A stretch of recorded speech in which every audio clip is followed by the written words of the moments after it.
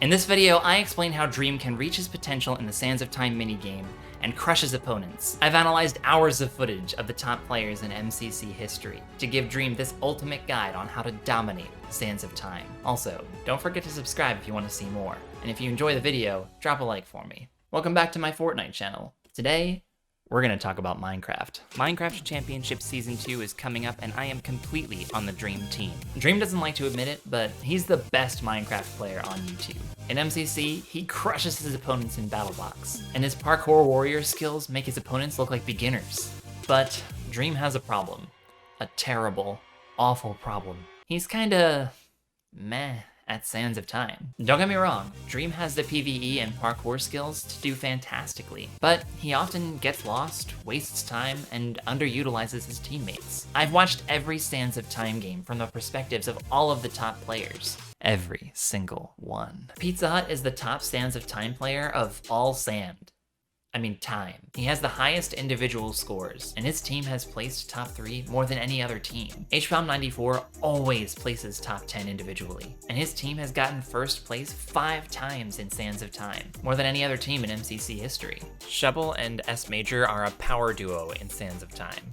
After HBOM and Pete, they have the most Sands of Time wins, including the infamous Snows of Time. If you want to see the data that I compiled and all my notes on their strategies, there's a link in the description. I've compared these players' strategies to Dream's, and figured out that Dream needs to improve in 3 areas: sand management, navigation, and communication. The core skills needed to play Sands of Time are PvE and parkour, but even though Dream excels in these areas, his opponents' use of these strategies allow them to consistently score higher than Dream. Pizza Hut and HBOM have very similar sand management strategies. They always assign an anchor. The anchor is responsible for monitoring the sand timer, collecting spawn loot, and managing keys. The anchor must tell the other players how much sand is left every 10 to 15 seconds. The anchor must be listened to and cannot be interrupted or talked over. If the sand timer gets to the 70-second mark and the anchor has no sand left, then the explorer with the most sand must stop what they're doing and deliver sand to the anchor. It's also a good idea to keep 1 sand on hand, just in case one of you dies. While players like Dream focus on exploring the tunnels, the anchor has to spend their time solving the puzzles in the center, as well as collecting all the sand, coins, and items there. I cringe every time I see an anchor call back the explorers too early because they missed some sand that was just lying there. This problem could be solved easily by doing a thorough sweep of the top and bottom floors, while ignoring the puzzles. After collecting all the sand, then the anchor can focus on the dispensers. Now, since the levers on the dispensers always start in the up position, players can be sure the dispensers in the down position have been checked already. So if the anchor leaves checked levers down, Dream doesn't have to waste time double checking their work. There are also parkour puzzles that the anchor should be able to complete easily after they've finished all the dispensers. If Dream really wants to optimize, he can have all the explorers search the tunnels for sand for 10 seconds at the beginning of the game and bring it right back to the center. Worst case scenario, they find 1 sand between all 3 of them, and the 10 seconds are negated. Best case, they can explore for a few more minutes before having to return sand back to the anchor. The anchor is also useful for holding items the other players will need, especially vault keys. The anchor can shuttle vault keys from one explorer to another as needed. They can also hold extra rusty keys for anyone who needs them. Finally, the anchor can assist other players with 2-person rooms, such as pressure plate rooms or iron door traps. In their opening pep talks, HBOM and Pete always emphasize the importance of carpet management. The basic carpet management system that the best players use is 1 carpet means you're still exploring a tunnel, a full line means you're finished exploring that tunnel. While even Dream knows about this strategy, he often doesn't use it. As a result, he tends to go down corridors that already have players in them and struggles to figure out which tunnels have already been completed. Here's how Dream and his team can place carpets so that they never get lost. Minecraft veterans know to place your torches on the right when entering a cave, so that the way back can always be marked by torches on your left. Building off this concept, you should place 1 carpet on the right of the entryway when you enter a door at an intersection. This will mark your active path. We're going to use a depth-first search algorithm for this method.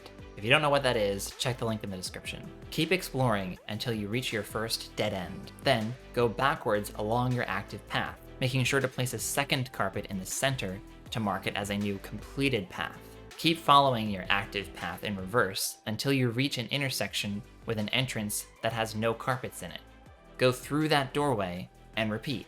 Your old paths will be marked with 2 carpets, so you never go that way again. If you find a vault, place your second carpet on a diagonal, and mark the path all the way to spawn. The diagonal marks the vault path, and you can go back to where you were, and continue marking your completed path with carpets in the center. Labeling your path with carpets on the right makes it easy to find your way back to the center. You just have to follow the carpets on the left. Additionally, making sure your active path has single carpets and your completed paths have 2 makes it really easy to return from spawn to the last place you were exploring.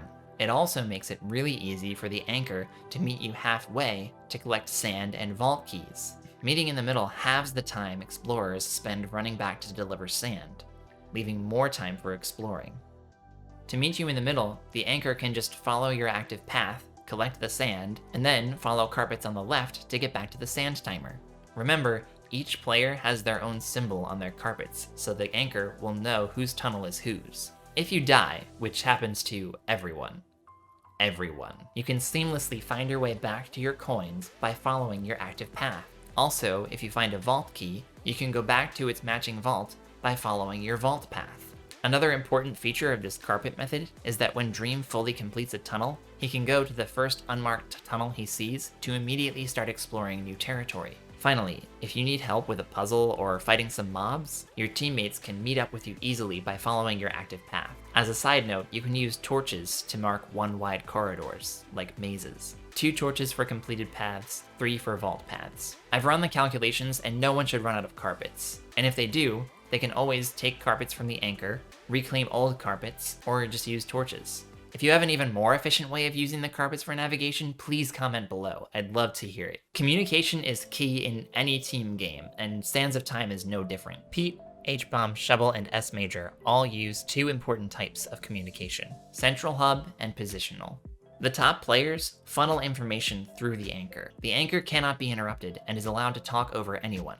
This is hard for Dream, who has such a strong personality and leadership style. Dream needs to learn how to give the anchor speaking priority over himself. When it's time to get more sand, the anchor should figure out which explorer has the most sand and name that person to start heading back. As the hub, the anchor should also keep track of which vault keys and vaults have been found and who found them. After all, the anchor is the one who will bring the keys to the players where the vaults are found. And as Pete and H-Bomb always say, explorers should scream if they find a vault or a vault key, and make sure that the anchor and all the other players know about it. Knowing where your teammates are is crucial to Sands of Time. Dream is usually the first one to complete a tunnel. My carpet method can quickly inform Dream which tunnels have players in them and which haven't been explored. Right before the game starts, players should decide which tunnel they're going to explore first, so that they don't run to the same tunnel, like what happened with Dream and George in MCC 11.